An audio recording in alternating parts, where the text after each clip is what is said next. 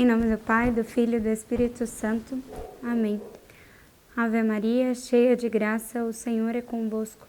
Bendita sois vós entre as mulheres, bendito é o fruto do vosso ventre, Jesus. Santa Maria, Mãe de Deus, rogai por nós, pecadores, agora e na hora de nossa morte. Amém. Glória ao Pai, ao Filho e ao Espírito Santo, como era no princípio, agora e sempre. Amém. Nossa Senhora de Luján, rogai por nós. Em nome do Pai, do Filho e do Espírito Santo. Amém. Bom, para começar essa jornada de discernimento, a gente vai estar seguindo o livro chamado As Vocações, do Padre Envil Busuttil, que nós vamos estar deixando disponível em PDF também para aquelas que quiserem acessar, quiserem ter contato direto com o livro, apesar de que ele está em espanhol, para aquelas que entendam. Bom, nessa palestra a gente vai estar falando sobre como examinar uma vocação. Mas antes de fato começar a examinar uma vocação, nós devemos ter claro, o que é a vocação. Bom, nós podemos definir a vocação como um ato de misterioso amor de predileção por parte de Jesus para com uma alma a qual ele chama, seja o sacerdócio, seja a vida religiosa.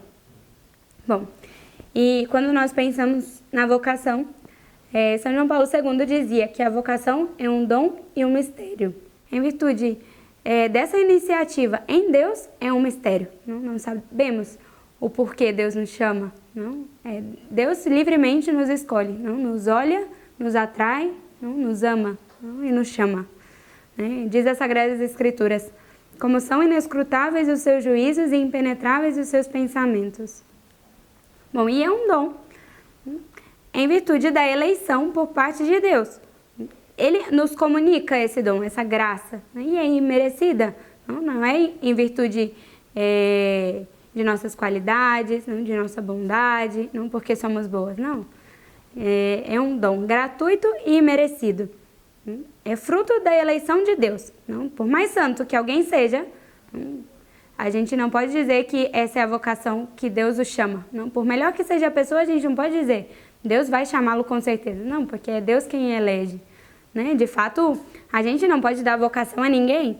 No máximo que a gente pode ajudar é ajudar no discernimento, ajudar a tirar as dúvidas que se tenha com relação à vocação, mas nunca dar a vocação, porque essa eleição é diretamente feita por Deus. E por ser justamente um ato de amor, de São Lucas no Evangelho, que retrata perfeitamente bem o chamado de Deus, a vocação. Quando ele fala do jovem rico, fala que Nosso Senhor o olha com olhos de amor. E esse olhar de amor de Nosso Senhor ao jovem rico o atrai. E é justamente essa atração de Nosso Senhor ao jovem que causa em nós o que dizia Santo Agostinho, uma feliz necessidade que nos empurra a coisas melhores. E a que coisa nos empurra? Nos empurra a uma entrega total, uma entrega generosa a Deus, daquilo que Ele nos pede, de maneira que muda totalmente a nossa vida. Uma vez que olhamos a Nosso Senhor, que nos atrai com o seu olhar, isso nos arrasta, nos impele a mudar totalmente a nossa vida, a deixar tudo e segui-lo. Bom, e justamente esse olhar que atrai é tão amoroso que não tira a nossa liberdade. Isso a gente pode ver perfeitamente no Evangelho.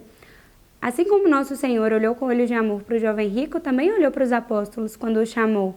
Mas a grande diferença do jovem rico e dos apóstolos é a liberdade, a resposta que eles dão para Cristo, Dos apóstolos nós ouvimos falar em todo o Evangelho, ouvimos falar durante toda a nossa vida, são os pilares da igreja. O que seria a igreja sem os apóstolos? Deus os instituiu como pilares da igreja, são santos. Enquanto que o jovem rico, depois que ele foi embora triste, nunca mais se ouviu dizer sobre ele nos evangelhos. Então, é tão amoroso o olhar de Cristo quando nos atrai que não tira a nossa liberdade, não anula a nossa liberdade. Ainda nos deixa a possibilidade de não segui-lo. Ainda que a gente vá embora triste, mas ele não tira né, essa liberdade nossa. Bom, alguns padres, alguns teólogos, trataram de definir a vocação, né, o sentido da vocação, e perceberam alguns elementos que são constitutivos para que se dê um chamado de Deus, para que de fato se dê a vocação.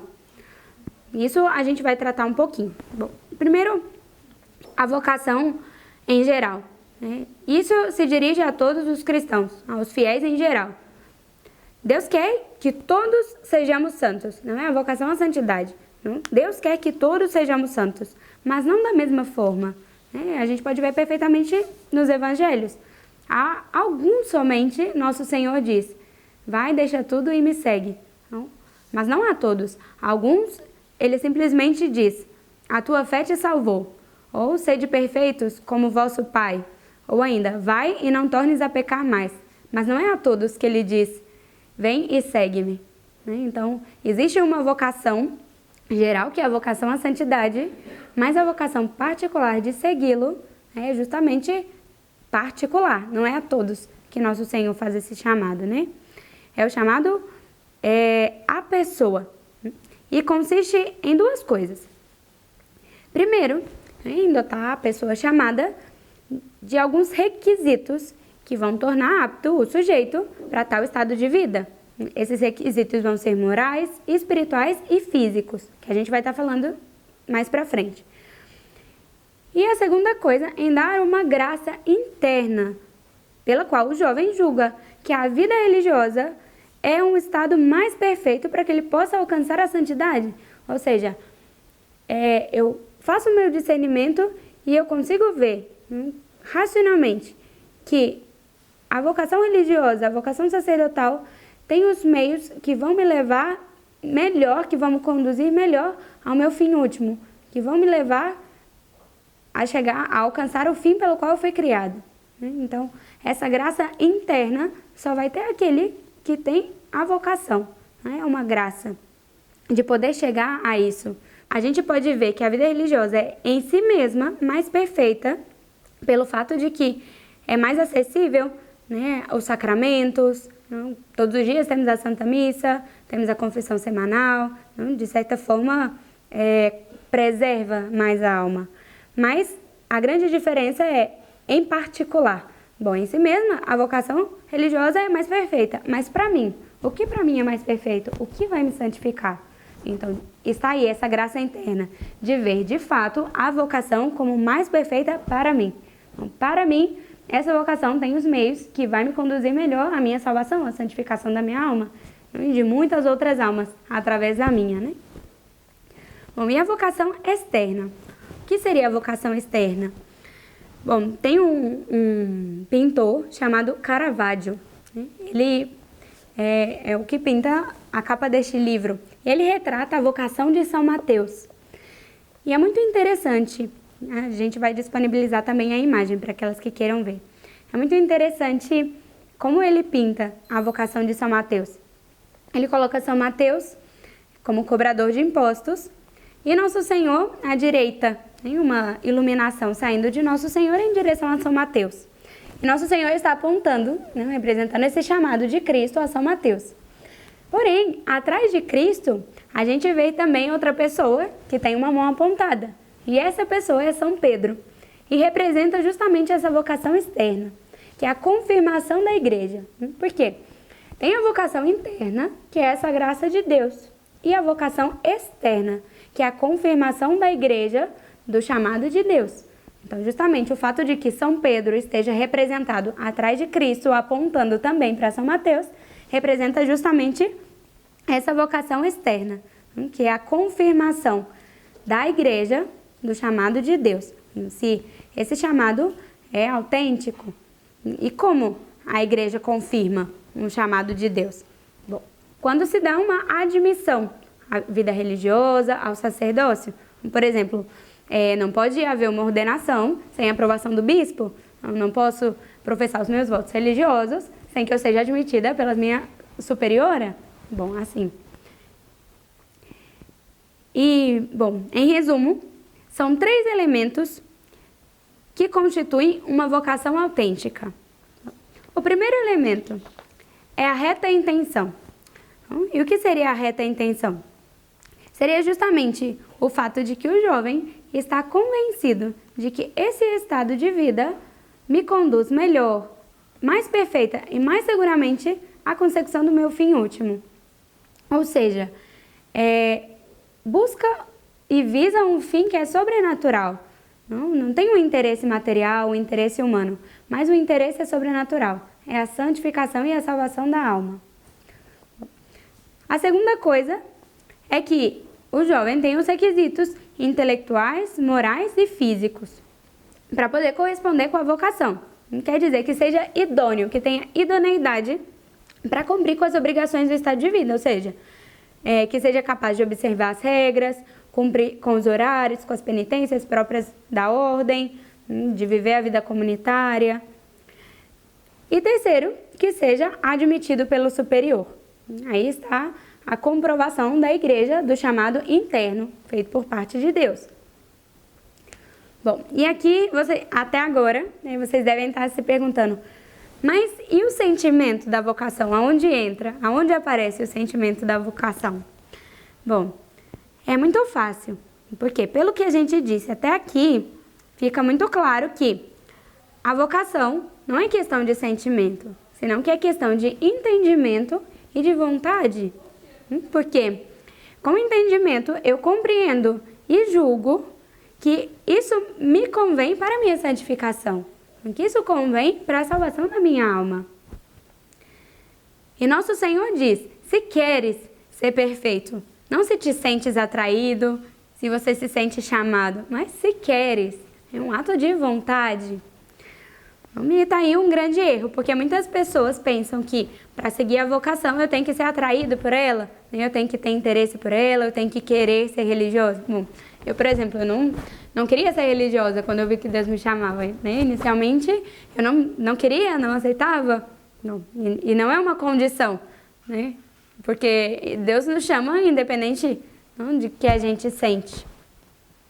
Bom, e justamente o fundar a vocação nesse fervor sensível é muito perigoso, porque o fervor sensível passa. Um dia a gente está feliz, no outro dia a gente está triste, um dia a gente quer rezar, no outro dia já não quer tanto. Bom, e assim também pode passar o nosso fervor sensível com relação à vocação. E no momento de prova, em que vai estar fundada a minha vocação? Bom, e eu deixo de sentir e eu vou fazer o quê? Bom, vou embora do convento porque eu não tenho mais vocação? E por quê? Porque eu deixei de sentir? Não, porque Deus não muda, Uma vez que Deus chama, Ele não vai mudar, porque Deus é perfeito, Se houvesse mudança em Deus, não haveria perfeição. Então, justamente o fato de que Deus não muda, não pode ser simplesmente sensível à minha vocação. Por isso, não é necessário que sempre haja esse fervor sensível. Muitas vezes, Deus concede esse fervor sensível para nos dar certa facilidade para poder corresponder. Porque, é evidente, muitas vezes nos custa deixar tudo que a gente tem que deixar para seguir a nossa vocação. Implica renúncia, implica deixar família, deixar o trabalho, amigos, muitas vezes um amor humano, implica deixar minha vontade, deixar minha comodidade. Então, são renúncias de fato. E para poder realizá-las, Deus muitas vezes nos concede essa graça sensível, para que possa facilitar a nossa entrega generosa a Ele.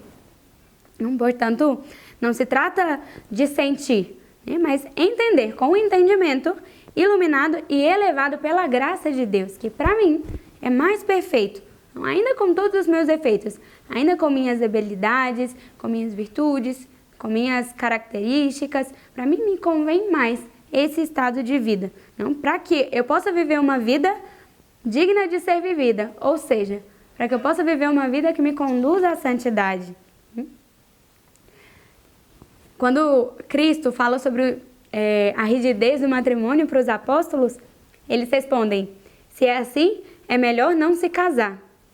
Ao que Jesus lhes respondeu, nem todos são capazes de compreender o sentido dessa palavra, mas somente aqueles a quem foi dado.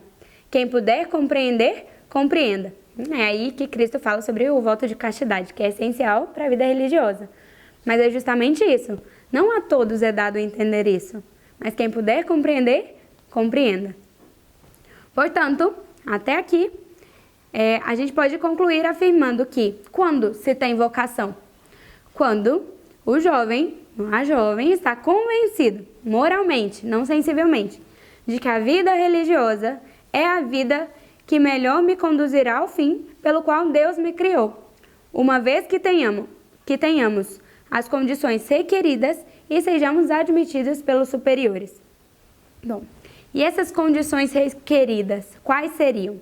Bom, são 3 requisitos, que seria da inteligência, da vontade e físicos. Quais seriam os requisitos da inteligência? Vou falar em exemplo para que vocês possam entender, né? Por exemplo, o sacerdote. Um sacerdote que deve aconselhar, que deve dirigir muitas almas, e muitas almas muito diferentes, porque cada alma é um mundo. Ele deve discernir, deve estudar casos que são complexos, difíceis, não analisar coisas que muitas vezes podem ser extraordinárias. Às vezes casos de confissão, que ele tem que saber discernir ali, saber distinguir ali no momento. Então, se pede esse requisito de inteligência, né, porque é algo grande que ele precisa discernir, que ele precisa julgar, né? Então, não todos são capacitados para esse ofício. E o fato de que tem essa capacitação, bom, pode ser um sinal e uma comprovação da vocação. Mas a gente tampouco deve cair no erro, né, de pensar que para ser sacerdote, para ser religiosa, precisa de uma inteligência extraordinária. Não, pelo contrário. Simplesmente bastaria uma inteligência mediana. Porque exigir mais do que isso seria pedir muito, né? Então, bastaria uma inteligência mediana. Mas que unido, né, a um bom caráter, a uma pessoa boa, que tem reta intenção, que busca ajudar as pessoas, que tem grande espírito de sacrifício, uma vida de oração. Então, isso dá um bom religioso. Os requisitos da vontade. E aqui também são muito importantes, inclusive mais importantes ainda do que os da inteligência, porque vale muito mais a boa índole, o bom caráter, né, esse espírito de sacrifício, a força que um tem em vencer-se a si mesmo, quando eu conheço a mim mesma, conheço os meus defeitos, eu quero agir contra isso, eu quero ser santa, então eu vou colocar força, eu vou colocar empenho da minha parte em vencer-me a mim mesma. A vitória contra o respeito humano, a docilidade na obediência. Bom, todas essas qualidades são sinais de um caráter sério, né, de uma pessoa que mostra certa maturidade espiritual. E muitas vezes isso vai garantir também a perseverança, uma seriedade na vida religiosa, uma seriedade no sacerdócio. Bom, e justamente nesse encontra um rapaz, uma jovem que é dócil, e ainda que tem dificuldade no estudo, mas que se esforça com vontade, que tem bom caráter, que é sincero, que tem espírito de oração, que se oferece a Deus em sacrifícios, oferece sacrifícios pela própria vida espiritual, pela vocação, tudo isso unido, né, a uma inteligência mediana, dá um bom religioso. Bom, e terceiro, seriam os requisitos físicos, que também é importante, porque se necessita um corpo são para viver a vida religiosa, ou seja, que não tem um impedimento físico para viver a vida religiosa, de maneira que se consiga viver o curso ordinário da vida religiosa, consiga cumprir com os horários, cumprir com as obrigações do estado de vida, sem tantas dificuldades. Não? Algumas coisas, algumas enfermidades que poderiam ser impedimento, né? Seriam algumas enfermidades nervosas, enfermidades com causas psíquicas, psicológicas, que podem ser um impedimento na vida religiosa. Pode impedir de viver a vida comunitária, não? De viver a vida de oração. Mas isso é importante também analisar cada caso em particular, né? Como se dá o caso no particular. Normalmente, quando as jovens entram em contato para fazer o discernimento vocacional, perguntam como funciona, né? Eu explico para elas e eu digo sempre que a parte mais importante é o tempo da experiência no convento, porque a vida religiosa responde por ela mesma. A vida religiosa em si mesma tem suas exigências. Então, o fato com que a gente consiga viver de certa forma, com certa naturalidade, a vida religiosa comprova a nossa vocação. E diferentemente, se é muito pesado, bom, isso é um sinal de que não seja isso. Não quer dizer que não vai ter cruz, não. Sempre vai ter cruz em qualquer vocação.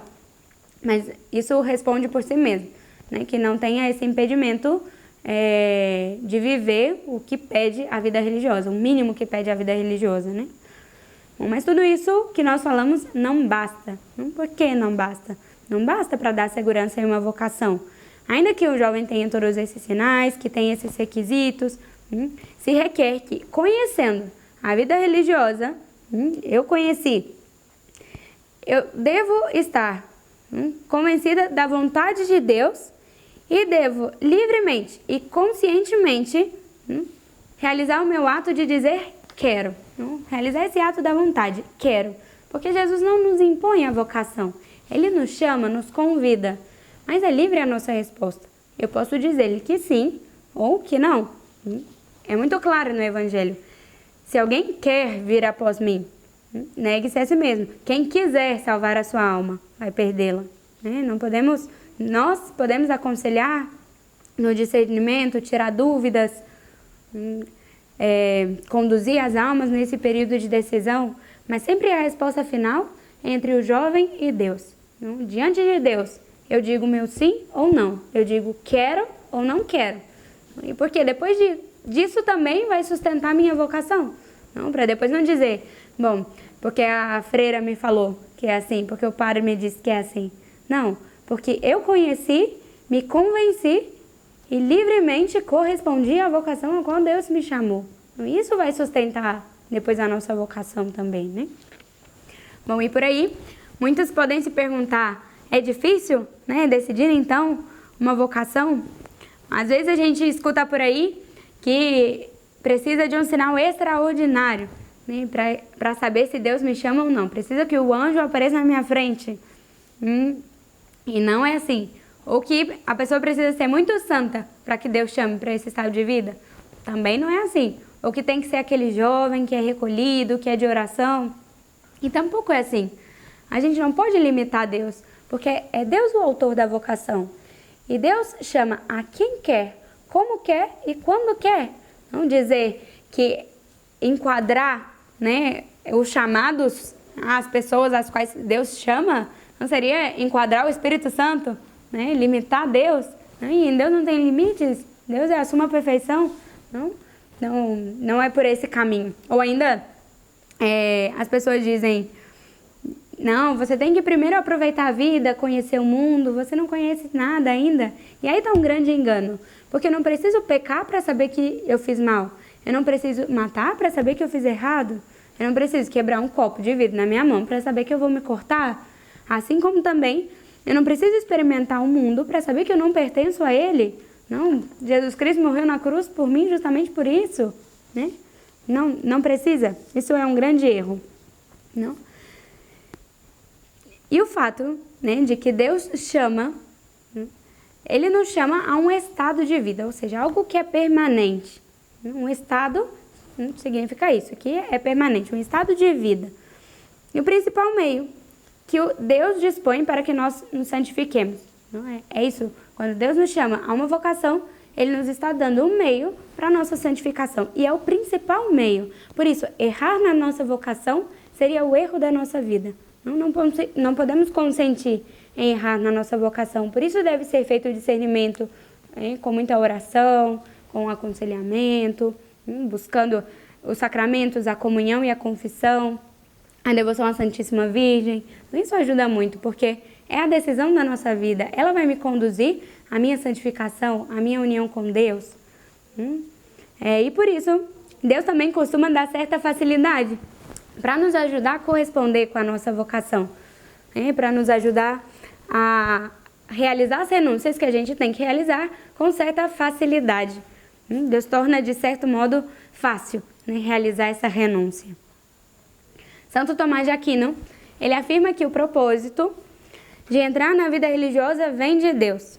E o Padre Soares conclui falando que, geralmente, o desejo da vida religiosa vem do Espírito Santo e, como tal, o devemos responder. Só Deus conhece o mais profundo do coração do homem, por isso a gente não tem que ter medo, Não ter medo. Se Deus me inspira a algo maior, se Deus me chama a algo grande, não ter medo se Deus me pede a vocação. Porque, de fato, Deus nos conhece e Ele sabe o que é melhor para a nossa santificação, sabe o que é melhor para a nossa alma.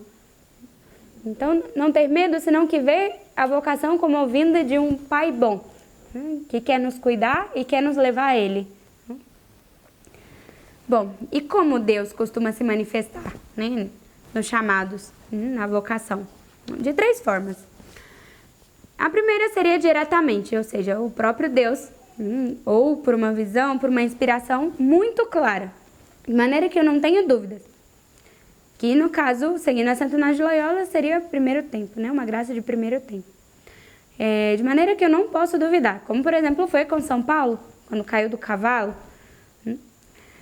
ou ainda Santo Stanislau Kotska, né, que depois que ele foi curado milagrosamente pela Virgem, ele a ouviu dizer, eu te quero na companhia de Jesus. Bom, e o segundo modo, que seria mais frequente, é quando Deus nos faz sentir não com clareza, com segurança, através de consolações, que é isso que Ele me pede. Ou seja, com essa atração, com essa consolação, Deus me dá a conhecer a vocação. Mas justamente por ser uma consolação que às vezes é sensível, eu não devo me fiar completamente. Por isso é muito importante não tomar nota, ou seja, escrever os prós. Por quê? Esse estado de vida é o melhor para mim. Bom, eu estou feliz, estou entusiasmada, sinto que Deus me chama e é isso mesmo, eu quero dar tudo a Deus, quero ser esposa de Cristo, mãe das almas e bom, vou tomar por escrito. Por que ser religiosa? Por que eu quero isso? Por quê? Justamente aí eu vou colocar as razões. E justamente a nossa vocação deve ser decidida baseada nos fundamentos da razão, não do sentimento. Como nós já falamos, os sentimentos passam, os sentimentos mudam. Então depois, quando tenha passado os sentimentos, eu volto àquele meu escrito e aí eu me lembro dos motivos pelos quais eu deixei tudo. Motivos que devem ser sobrenaturais. Devem sempre apontar o nosso fim último, a salvação da nossa alma e a nossa santificação. E o terceiro tempo seria um tempo de absoluta tranquilidade, ou seja, a decisão é totalmente baseada na razão, não se inclina mais a uma coisa do que para outra. E justamente essa eleição implica fazer esse pró e contra, né? Deve elaborar desse método. E muitos santos fizeram dessa forma, né? Santo Inácio explica muito bem. Depois a Mari vai estar falando mais um pouquinho sobre isso nas próximas palestras. Mas Santo Inácio explica também muito bem. Na outra jornada nós falamos também sobre isso, que seria analisar vocações e fazer os prós e os contras de cada uma e ver onde tem o mais peso. Ou seja, qual me conduz melhor ao meu fim último, ao fim pelo qual eu fui criada. Por exemplo, São Cláudio de la Colombière, ele usou desse método. Quando terminou os estudos, chegou a época de decidir a vocação, ele não se inclinava pela vida religiosa, mas ele viu com muita claridade que ela tinha os meios que melhor conduzia ao seu fim último. Então decidiu, é isso, essa é a minha vocação e deixou tudo. E podemos ver que foi uma eleição sábia, porque é um grande santo da igreja, né? Então, bom, com tudo isso que nós vimos, devemos ter muito em claro isso, né? De que a vocação é um dom e um mistério. Tem a sua iniciativa em Deus, né? Um ato livre do amor de Deus, que nos quer junto a si. Então não tenhamos medo, né, de discernir, de pensar na vocação. Não tenhamos medo se a gente se sente atraído. Deus sabe o que é melhor para a gente. Só Deus conhece o que a gente tem no mais profundo do nosso coração. Que a Santíssima Virgem seja o nosso modelo. Que como ela, a gente possa responder com prontidão. Estar sempre pronta para o que Deus quer de nós. Dizendo como ela, eis aqui a escrava do Senhor. Faça-se em mim segundo a vossa palavra. Bom, Sagrado coração de Jesus, em vós confio. Em nome do Pai, do Filho e do Espírito Santo.